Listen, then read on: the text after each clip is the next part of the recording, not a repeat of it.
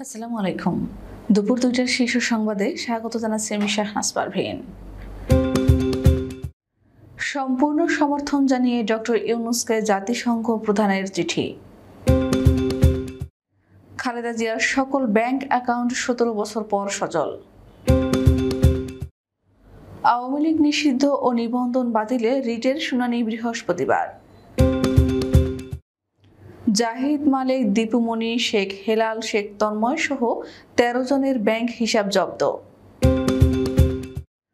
সাবেক এমপি ইকবালুর রহিম ও সাবেক বিচারপতি এনায়েতুর রহিমের বিরুদ্ধে হত্যা মামলা। অভ্যুত্থানে আহতদের জন্য প্রয়োজনীয় সবকিছু করছে সরকার, স্বরাষ্ট্র উপদেষ্টা। সাবেক জনপ্রশাসন মন্ত্রী আছেন সন্দেহে বাড়ি তল্লাশি।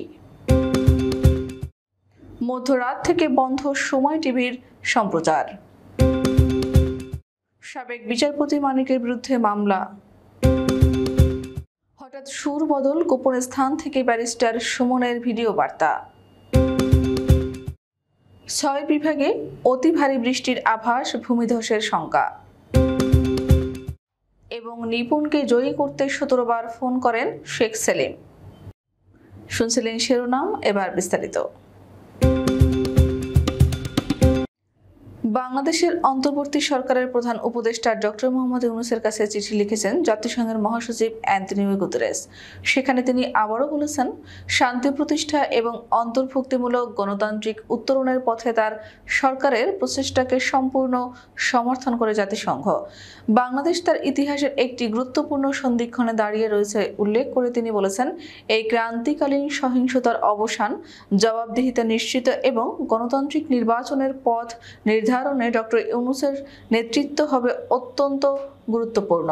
গত ১৬ আগস্ট ডক্টর মোহাম্মদ ইউনূসের কাছে পাঠানো চিঠিতে অ্যান্টনিও গুতেরেস একথা জানিয়েছেন। দীর্ঘ ১৭ বছর পর সাবেক প্রধানমন্ত্রী ও বিএনপির চেয়ারপারসন বেগম খালেদা জিয়ার সব ব্যাংক হিসাব সচল করা হয়েছে। জাতীয় রাজস্ব বোর্ডের কেন্দ্রীয় গোয়েন্দা শাখা থেকে সোমবার খালেদা জিয়ার সব ব্যাংক হিসাব সচল করার বিষয়ে একটি চিঠি বাংলাদেশ ব্যাংক বরাবর পাঠানো হয়েছে। এনবিআর ও বাংলাদেশ ব্যাংক সূত্রে জানা গেছে, অন্তর্বর্তী সরকারের প্রধান উপদেষ্টা ডক্টর মোহাম্মদ ইউনূসের সঙ্গে পরামর্শ করার পর এনবিআর এর নবনিযুক্ত চেয়ারম্যান আব্দুর রহমান খান এই সিদ্ধান্ত দিয়েছেন। ছাত্র জনতাকে নির্বিচারে হত্যার দায়ে আওয়ামী লীগকে নিষিদ্ধ ও নিবন্ধন বাতিল চেয়ে দায়ের করা রিটের শুনানির জন্য বৃহস্পতিবার দিন ধার্য করেছেন হাইকোর্ট। মঙ্গলবার বিচারপতি এ.কে.এম. আসাদুজ্জামান ও বিচারপতি মোহাম্মদ মাহবুবুল ইসলামের হাইকোর্ট বেঞ্চ শুনানির জন্য এদিন ধার্য করেন। আদালতে রিটের পক্ষে রিটকারী আরিফুর রহমান মুরাদ ভূঁইয়া নিজেই শুনানি করেন। এর আগে সোমবার ছাত্র জনতাকে নির্বিচারে হত্যার দায়ে বাংলাদেশ আওয়ামী লীগকে নিষিদ্ধ ও নিবন্ধন বাতিল চেয়ে হাইকোর্টে একটি রিট করা হয়। বিগত সরকারের সাবেক স্বাস্থ্যমন্ত্রী জাহিদ মালিক, সমাজ কল্যাণমন্ত্রী ডাক্তার দীপুমণি, সাবেক সংসদ সদস্য শেখ হেলাল উদ্দিন, শেখ তন্ময় সহ ১৩ ব্যক্তির ব্যাংক হিসাব জব্দের জন্য নির্দেশ দিয়েছে বাংলাদেশ ফিনান্সিয়াল ইন্টেলিজেন্স ইউনিট। এছাড়া তাদের মালিকানাধীন সব ব্যবসা প্রতিষ্ঠানের ব্যাংক হিসাবের লেনদেনও স্থগিত করা হয়েছে। সোমবার দেশের সব ব্যাংক ও আর্থিক প্রতিষ্ঠানকে চিঠির মাধ্যমে এর নির্দেশনা দিয়েছে সংস্থাটি। দিনাজপুরে বৈষম্য বিরোধী ছাত্র আন্দোলন চলাকালে এক শিক্ষার্থী নিহত হওয়ার ঘটনায় জাতীয় সংসদের সাবেক হুইপ ইকবালুর রহিম ও তার ভাই আপিল বিভাগের সাবেক বিচারপতি এম এনায়েতুর রহিমের বিরুদ্ধে হত্যা মামলা হয়েছে। মামলায় ২০ জনের নাম উল্লেখ করে অজ্ঞাত পরিচয় আরও ৪০০ থেকে ৫০০ জনকে আসামি করা হয়েছে। গতকাল সোমবার দুপুরে উপশহর এলাকার মৃত সাহার উদ্দিনের ছেলে রুহান হোসেন বাদী হয়ে কোতোয়ালি থানায় মামলাটি করেন। থানার ওসি ফরিদ হোসেন এ তথ্য নিশ্চিত করেছেন। কোটা সংস্কার আন্দোলন ঘিরে সহিংসতায় আহতদের জন্য সরকার প্রয়োজনীয় সবকিছুই করেছে বলে জানিয়েছেন স্বরাষ্ট্র উপদেষ্টা জাহাঙ্গীর আলম চৌধুরী। তিনি বলেন, ছাত্র জনতার আন্দোলনে আহতদের চিকিৎসায় সব ধরনের ব্যবস্থা নিচ্ছে সরকার।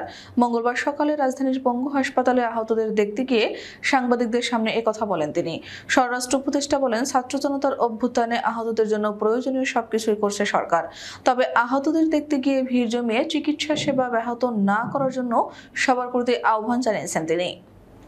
সাবেক জনপ্রশাসন মন্ত্রী ফরহাদ হোসেন অবস্থান করছেন এমন সন্দেহে মেহেরপুরের মুজিবনগর উপজেলার শিবপুর গ্রামে একটি বাড়িতে অভিযান চালিয়েছে পুলিশ, তবে সেখানে তাকে পাওয়া যায়নি। সোমবার দিবাগত রাত 2:45 ওই গ্রামের কবরস্থান পাড়ার একটি বাড়িতে এ অভিযান চালানো হয়। বাড়িটি ঢাকায় কর্মরত এনএসআই এর যুগ্ম পরিচালক আলিমুদ্দিন গাইনের বলে জানা গেছে।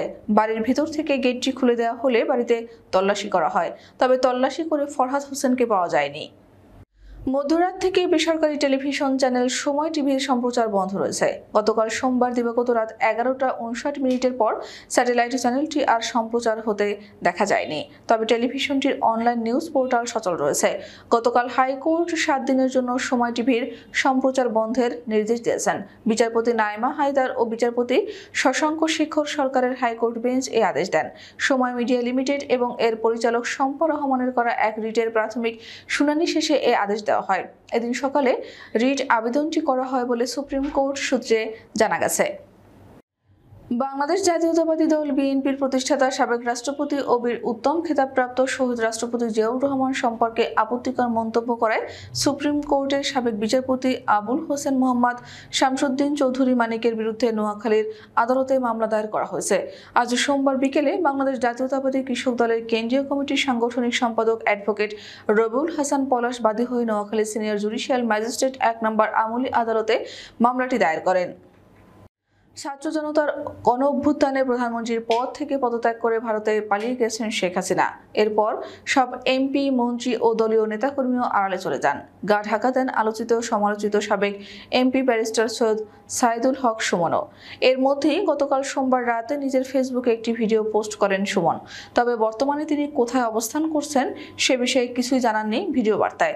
2 মিনিট 27 সেকেন্ডের ভিডিওতে তাকে বলতে শোনা যায়, আপনারা যারা আমার সমর্থক কিংবা শুভাকাঙ্ক্ষী বিভিন্ন সময় নানাভাবে আমার উপর কষ্ট পেয়েছেন, তাদের উদ্দেশ্যে একজন সাবেক সংসদ সদস্য হিসেবে কিছু কথা বলতে চাই। এই কোটা সংস্কার বা বৈষম্য বিরোধী আন্দোলনের পক্ষে সবসময় ছিলাম আমি। এই আন্দোলনে যারা আহত হয়েছেন তাদের পক্ষেও আমি ছিলাম, কিন্তু আমার ব্যর্থতা হচ্ছে আপনাদের সেটি বোঝাতে পারিনি, এজন্য সম্পূর্ণ ব্যর্থ হয়েছে। এই ব্যর্থতার জন্য সব সমর্থক ও শুভাকাঙ্ক্ষী আছেন, তাদের সবার কাছে দুঃখ প্রকাশ করছি। ঢাকা সহ দেশের 6 বিভাগে ভারী থেকে অতি ভারী বর্ষণের আভাস দিয়েছে আবহাওয়া অফিস। ভারী বর্ষণজনিত কারণে চট্টগ্রাম বিভাগের পাহাড়ি এলাকার কোথাও কোথাও ভূমিধসের আশঙ্কাও রয়েছে। মঙ্গলবার আবহাওয়াবিদ বজলুর রশিদের সই করা ভারী বর্ষণের সতর্কবাণীতে এ তথ্য জানানো হয়েছে। সতর্কবাণীতে বলা হয়েছে, সক্রিয় মৌসুমী বায়ুর প্রভাবে ঢাকা, ময়মনসিংহ, খুলনা, বরিশাল, চট্টগ্রাম ও সিলেট বিভাগের কোথাও কোথাও 20 আগস্ট সকাল 10টা থেকে পরবর্তী 48 ঘন্টায় ভারী বর্ষণ হতে পারে। চিত্রনায়িকা নিপুণ আক্তার চলচ্চিত্র শিল্পী সমিতির নির্বাচনে রাজনৈতিক প্রভাব খাটিয়েছেন এমন অভিযোগ আগে উঠেছিল। বিশেষ করে চলচ্চিত্র শিল্পী সমিতির নির্বাচন নিয়ে 2022 সালে কম জল ঘোলা হয়নি। সেবার নির্বাচনে সভাপতি পদে ইলিয়াস কাঞ্চন ও সাধারণ সম্পাদক পদে প্রাথমিক ভোট গণনায় জায়েদ খান জয়ী হন, কিন্তু এই ফলাফল মেনে নেননি সাধারণ সম্পাদক পদে পরাজিত প্রার্থী নিপুণ আক্তার। আমাদের একজনকে সেই সময় নিপুণকে জয়ী করতে 17 বার ফোন করেন শেখ সেলিম সাহেব, তার মতো লোক। এটা আমাদের অবাক করেছিল। পরে ঘটনা মামলায় গড়ায়। আদালত থেকে রায় নিয়ে শিল্পী সমিতির চেয়ারে বসে নিপুণ। তিনি পুরো সময় দায়িত্ব পালন করেন। আমাদের পরবর্তী রাত 10টার শীর্ষ সংবাদ দেখার আমন্ত্রণ জানিয়ে এখনকার মতো বিদায় নিচ্ছি। দর্শক, ভিডিওটি শেষ পর্যন্ত দেখার জন্য আপনাকে অসংখ্য ধন্যবাদ। নিত্য নতুন সংবাদ পেতে আমাদের ইউটিউব চ্যানেলটি সাবস্ক্রাইব করুন ও নিয়মিত নোটিফিকেশন পেতে বেল বাটনটি ক্লিক করুন এবং আমাদের ফেসবুক পেজটিতে লাইক করুন। এছাড়াও আমাদের ভিডিওতে লাইক দিয়ে শেয়ার করুন। আল্লাহ হাফেজ।